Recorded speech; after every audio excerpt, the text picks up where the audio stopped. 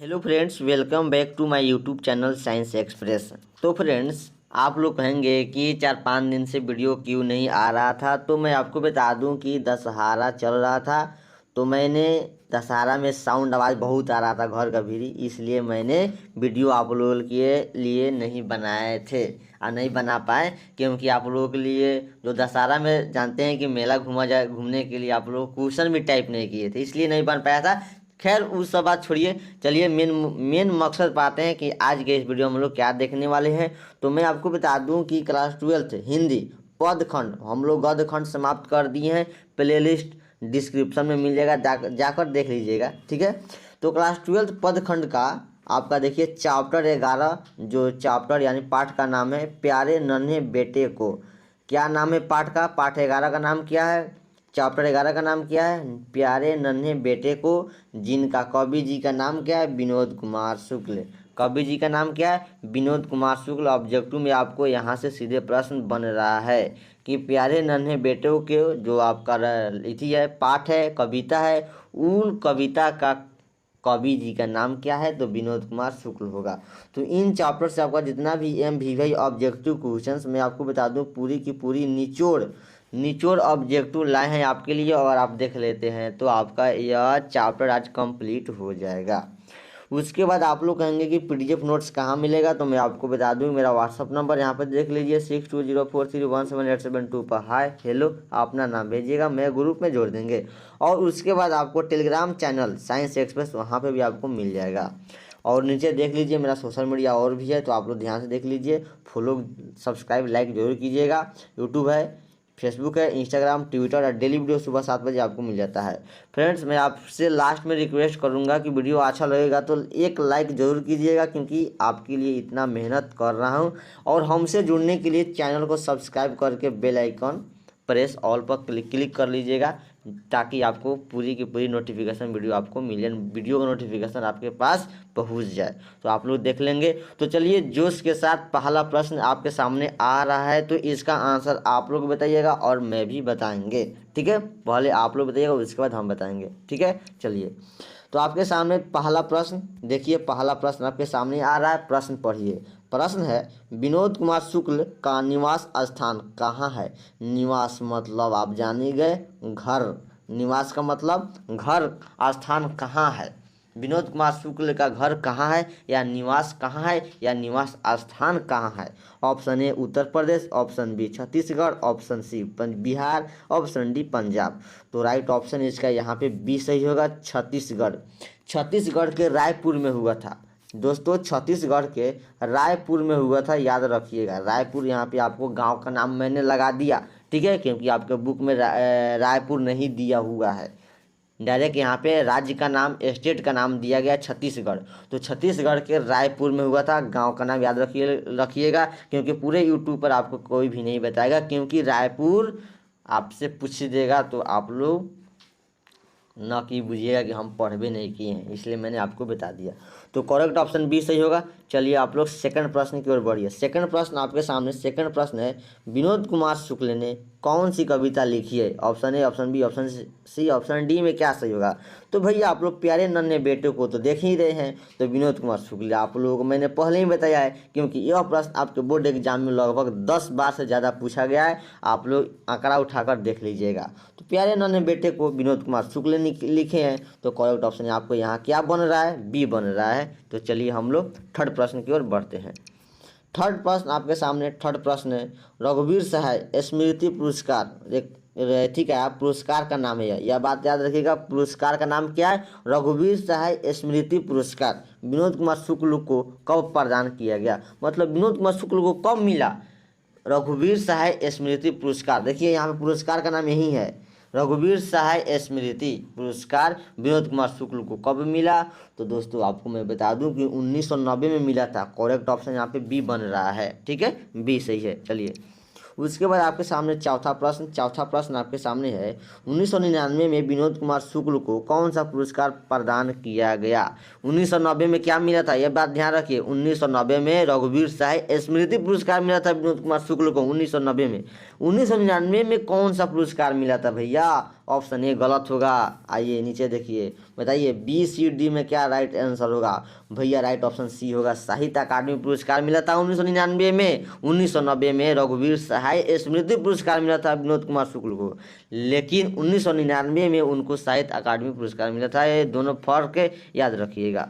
चलिए उसके बाद आपके सामने पांचवा प्रश्न देखिए, थोड़ा लंबा प्रश्न है, मैं छोटा कर देते हैं इससे, आप लोग ध्यान से देख सुन लीजिएगा, पढ़िएगा, ठीक है। पांचवा प्रश्न है, विनोद कुमार शुक्ल, यहाँ देखिए विनोद कुमार शुक्ल का पहला कविता संग्रह लगभग जय हिंद, लगभग जय हिंद थी है कविता संग्रह है लगभग जय हिंद पहचान सीरीज के अंतर्गत कब प्रकाशित हुआ।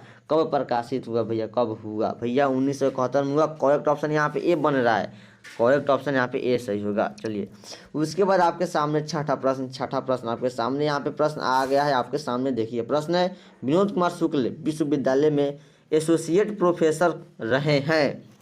विनोद कुमार शुक्ल विश्वविद्यालय में एसोसिएट प्रोफेसर रहे हैं।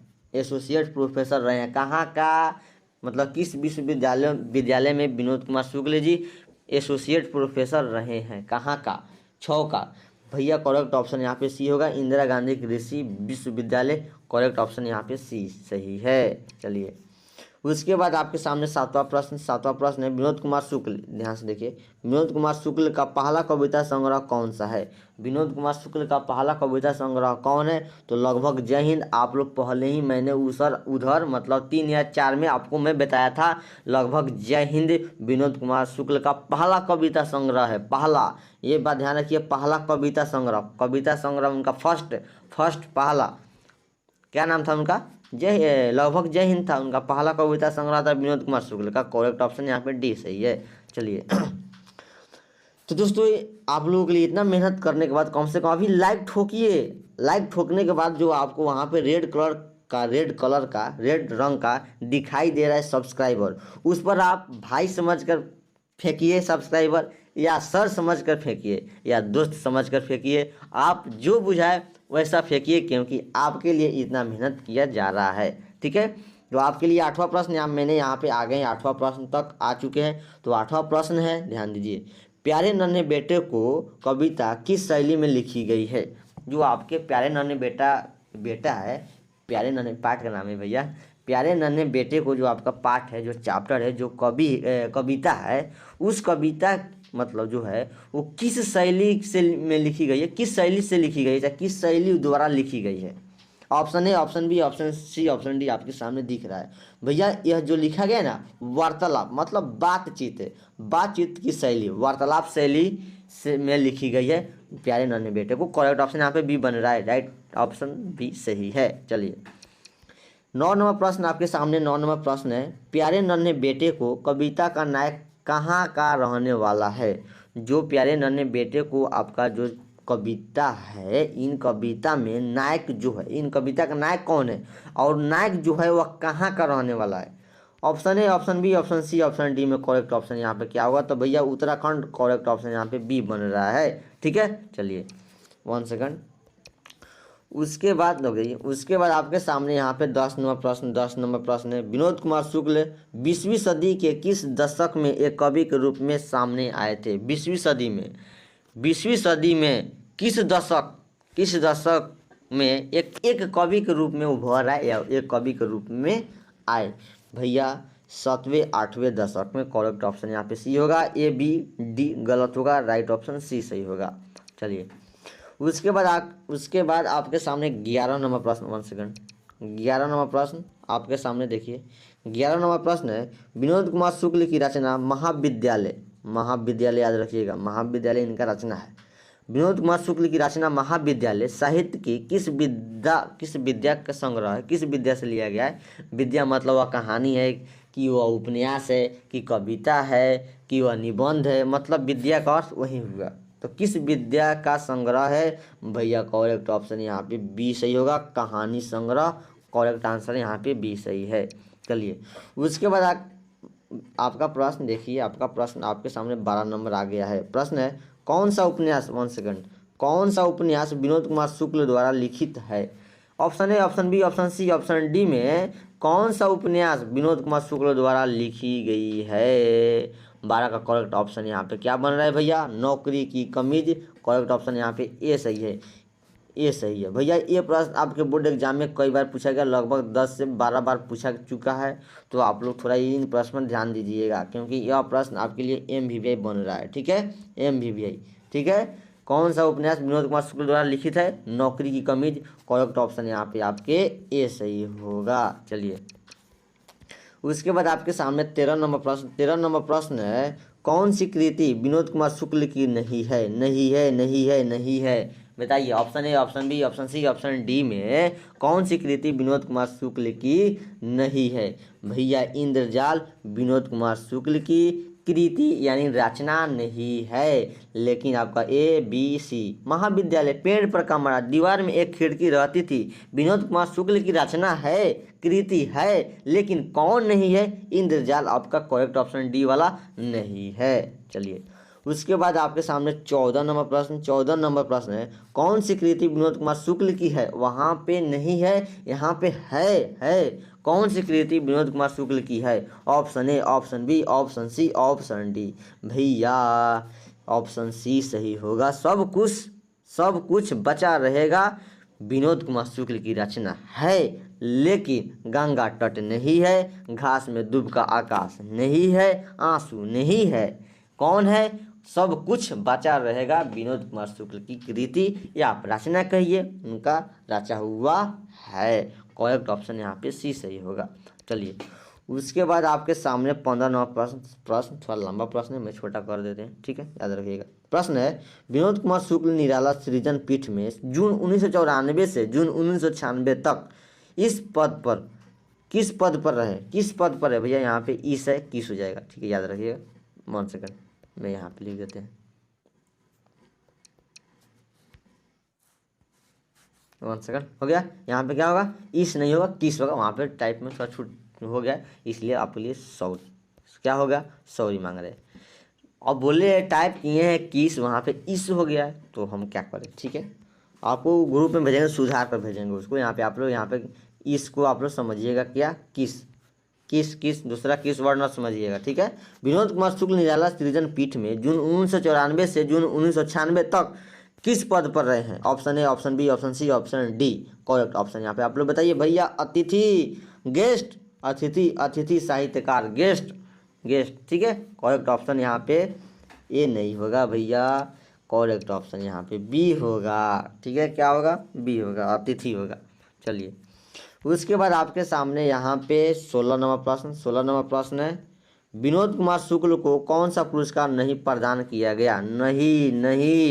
नहीं प्रदान, याद रखिएगा, नहीं प्रदान किया गया है। Option A, option B, option C, option D. Correct option यहाँ पे सी होगा। ज्ञानपीठ पुरस्कार विनोद कुमार शुक्ल जी को प्रदान यानी नहीं मिला है। ठीक है, हाँ, याद रखिएगा।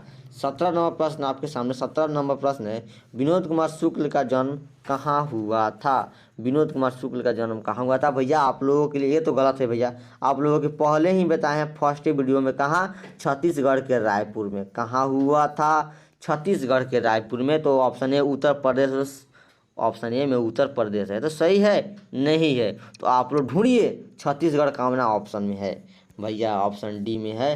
करेक्ट ऑप्शन यहाँ पे डी सही होगा। छत्तीसगढ़ के कहाँ हुआ था भैया, रायपुर गांव में हुआ था। ठीक है, रायपुर गांव में हुआ था, याद रखिएगा। ठीक है, चलिए, उसके बाद आपके सामने 18 नंबर प्रश्न। आपके सामने 18 नंबर प्रश्न है, विनोद कुमार शुक्ल का जन्म कब हुआ था, मतलब कब हुआ था। Option A, option B, option C, option D में करेक्ट ऑप्शन क्या होगा। 18 का फटाफट भेजिए आंसर। क्या आंसर होगा भैया, आपका बी, सी, डी गलत होगा। राइट ऑप्शन यहाँ पे ए सही होगा। कहाँ हुआ था, कब हुआ था, 1 जनवरी 1937 को। 1 जनवरी 1937 को छत्तीसगढ़ राज्य के रायपुर गांव में हुआ था।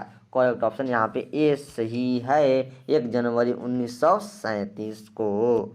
चलिए, उसके बाद आपके सामने 19 नंबर प्रश्न। 19 नंबर प्रश्न है, कौन सी कृति विनोद कुमार शुक्ल की नहीं है। ये टर्म देखिए, टर्म पहले देखिए, शब्द को ध्यान दीजिए, नहीं है। ठीक है, कौन नहीं है विनोद कुमार शुक्ल की कृति। विनोद कुमार शुक्ल की कृति कौन नहीं है भैया। ABC आपका है, लेकिन डी वाला असाध्य बिना नहीं है। करेक्ट ऑप्शन यहाँ पे डी सही होगा, क्योंकि क्वेश्चन में नहीं है। वर्ड पर ध्यान दीजिएगा, एक भी क्वेश्चन छूटने वाला नहीं है। ठीक है, चलिए 20 नंबर प्रश्न है, मेहनत कश और औरत को कवि ने किस रूप में देखा? कवि ने किस रूप में देखा? Option A, option B, option C, option D. भैया लोहा के रूप में देखा, करेक्ट ऑप्शन यहाँ पे बी सही होगा। ए सोना गलत हो जाएगा, सी पत्थर गलत हो जाएगा, डी में लकड़ी आपका गलत हो जाएगा। तो आंसर क्या बनेगा आपका? बी सही बनेगा, लोहा। चलिए उसके बाद आपके सामने 21 नंबर प्रश्न है, कौन सी, देख लीजिए भैया यहाँ पे प्रीति हो गया है, यहाँ पे प्रीति नहीं भैया, यहाँ पे कृति होगा। टाइप में छूटा है तो मैं आपको ग्रुप में भेजेंगे तो इसको सुधार कर भेजेंगे। ठीक है, वहाँ पर प्रीति लड़की का नाम है तो वहाँ प्रीति नहीं होगा, टाइप में मतलब बोले होंगे कृति, टाइप हो गया है प्रीति। तो उसके लिए आप लोग चिंता मत कीजिए, मैंने यहाँ पे आपको बता दिया कि यहाँ पे कृति होगा, नो प्रीति होगा। और बात रह गई ग्रुप में भेजने का, तो मैं ग्रुप में सुधार कर भेजेंगे। ठीक है, तो कौन सी कृति विनोद कुमार शुक्ल की है? Option A, option B, option C, option D. Correct option यहाँ पे फटाफट फेंकिए भैया, ऑप्शन ए सही होगा। दीवार में एक खिड़की रहती थी, विनोद कुमार शुक्ल की कृति है। ठीक है, चलिए उसके बाद आपके सामने यहाँ पे 22 नंबर प्रश्न है। 22 नंबर प्रश्न है, विनोद कुमार शुक्ल की किस कृति पर मनी कौल ने फिल्म बनाई थी? बताइए। विनोद कुमार शुक्ल के कौन ऐसा रचना है, चाहे कौन ऐसा कृति है जो उनके जो कृति पर मनी कौल, ये टर्म याद रखिएगा, यह क्या है? हीरो का नाम है। जो मनी कौल जो हीरो थे उनके कृति पर फिल्म बनाए हुए थे। फिल्म, बताइए, फिल्म बनाए हुए थे विनोद कुमार शुक्ल की कृति पर। तो वह कौन सी कृति है जो विनोद कुमार शुक्ल पर मनी कौल ने फिल्म बनाई थी? Option A, option B, option C, option D. Correct option यहाँ पे क्या बन रहा है भैया? नौकर की कमीज। राइट ऑप्शन यहाँ पे सी सही होगा, नौकर की कमीज फिल्म का नाम है। आप लोग, विनोद कुमार शुक्ल की कृति का भी नाम है नौकर की कमीज, जबकि मनी कौल ने नौकर की कमीज एक फिल्म भी बनाई थी। ठीक है, करेक्ट ऑप्शन सी सही होगा। चलिए नज़दीक आ चुके हैं 23 नंबर प्रश्न। देखिए 23 नंबर प्रश्न है, पत्नी बिटिया को क्या कहती है? पत्नी, औरत, घर की पत्नी अपने बिटिया को, मतलब अपने बेटी को क्या कहती है? क्या कहती है भैया? आप ही लोग बताइए। काटती है? ना ना ना ना। पढ़ाती है? ना ना भैया, ना भैया। सुलाती है? हाँ सुलाई तो। समझाती है कि बॉबी ऐसा काम मत करे ना, अच्छे से रहना, अच्छे से घर के काम करना। ठीक है, हाँ। पत्नी जो औरत यानी माँ अपनी बेटी को कहीं भी समझाएगी, अपने सास को, ससुर को अच्छे से देखना, तो मतलब क्या करेगी? समझाएगी ना, तो क्या करते? समझाती है। करेक्ट ऑप्शन डी होगा। मैं उतना एक्सप्लेन करेंगे तो आप दूसरे समझने लगेंगे। चलिए आगे बढ़ते हैं। अगला प्रश्न आपके सामने 24 नंबर, अगला प्रश्न 24 नंबर आपके सामने। प्रश्न है 24 नंबर, पिता, देखिए वहाँ पे था कि पत्नी बिटिया को क्या कहती है, यहाँ पे आ गया कि पिता अपनी बिटिया को क्या करता है? क्या करता है? पढ़ाता है, घुमाता है? हाँ हाँ, मतलब उसको कहीं ले जाता है? ना ना ना ना। सिखलाता है? अब आप ही लोग बताइए, सिखलाता है? पिताजी अपने बेटी को क्या करते हैं? सिखलाते हैं। मारता होता नहीं, खैर एक्सेप्शन में अपवाद में कोई मारेगा तो वो बात नहीं। मतलब यहाँ पे आपको समाज लेवल मत समझिएगा, गांव लेवल मत समझिएगा। यहाँ पे जो पाठ है प्यारे नन्हे बेटे को, उस पाठ में जिक्र किया गया है पिता अपने बेटी को क्या कहते हैं और माता अपने बेटी को क्या कहते हैं। इस पाठ के आधार पर आंसर देना है, न कि गांव के समाज के आधार पर। ठीक है, ये बात आप लोग क्लियर कर लीजिए बात पहले। ठीक है, तो इस पाठ के आधार पर पिता अपने बेटी को सिखलाता है और माता अपने बेटी को क्या करती है? समझाती है। तो 24 का यहाँ पे आंसर क्या होगा? सी करेक्ट होगा। चलिए 25 नंबर प्रश्न आपके सामने। 25 नंबर प्रश्न है, प्यारे नन्हे बेटे को कविता में लोहा किसका प्रतीक है? लोहा किसका प्रतीक है? ऑप्शन ए बंदूक का, ऑप्शन बी मशीन का, ऑप्शन सी कर्म का, ऑप्शन डी धर्म का। 25 का करेक्ट ऑप्शन यहाँ पे आप ही लोग बताइए भैया। कर्म का। प्यारे नन्हे बेटे को जो कविता है लोहा किसका प्रतीक है? कर्म का। करेक्ट ऑप्शन यहाँ पे सी बनेगा। ठीक है, चलिए 26 नंबर प्रश्न आपके सामने, प्यारे नन्हे बेटे को के रचयिता कौन है? प्यारे नन्हे बेटे को जो आपका पाठ है उसका रचयिता कौन है? भैया विनोद कुमार शुक्ल होगा। करेक्ट ऑप्शन सी सही होगा। चलिए उसके बाद आपके सामने 27 नंबर प्रश्न है प्यारे नन्हे बेटे को कविता किस संकलन से ली गई है? किस संकलन से ली गई है? Option A, option B, option C, option D. भैया ऑप्शन ए सही होगा। वह आदमी ना आया न या गरम, ये मतलब आपका क्या है, संकलन है, वो कविता संकलन है। वह आदमी न या गरम कोट पहनकर नाया, यहाँ पे देखिए, यहाँ पे नाया होगा, यहाँ पे नाया हो गया, यहाँ पे न में आकार नहीं होगा, तो आप लोग यहाँ पे नया इस तरह लिखाएगा। अब मैं आपको बता देता हूँ, वहाँ पे नया हो गया है। वह आदमी नया गरम कोट पहनकर चला गया है विचार की तरह से, तो करेक्ट ऑप्शन यहाँ पे ए बनेगा। ठीक है, चलिए लास्ट प्रश्न है, तो मैं आपसे रिक्वेस्ट करेंगे कि लास्ट प्रश्न है, सबसे पहले आप फास्ट काम कीजिए, सबसे पहले लाइक कीजिए, क्योंकि आपके लिए इतना मेहनत कर रहा हूँ, और मेहनत करने के साथ साथ आपको विश्वास है तो हमसे जुड़ने के लिए सब्सक्राइब कीजिए। रेड कलर के बटन पर मैंने आपको बोल दिया, फ्रेंड समझिए या सर समझिए या भाई समझिए, आप जो समझिए वैसा समझकर फेंकिए जो लाल कलर का बटन दिखाई दे रहा है। ठीक है, तो लास्ट प्रश्न है, थोड़ा फास्ट काम करेंगे हम लोग। तो लास्ट प्रश्न आपके सामने प्रश्न है, नौकर की कमीज क्या है? क्योंकि यह प्रश्न आपके लिए MVVI है, क्योंकि यह प्रश्न आपके बोर्ड एग्जाम में कई बार पूछा गया है। नौकर की कमीज क्या है? कहानी है या प्रबंध काव्य है या संस्मरण है या उपन्यास है? भैया क्या है? भैया उपन्यास है। करेक्ट ऑप्शन यहाँ पे डी सही होगा, ABC गलत हो जाएगा।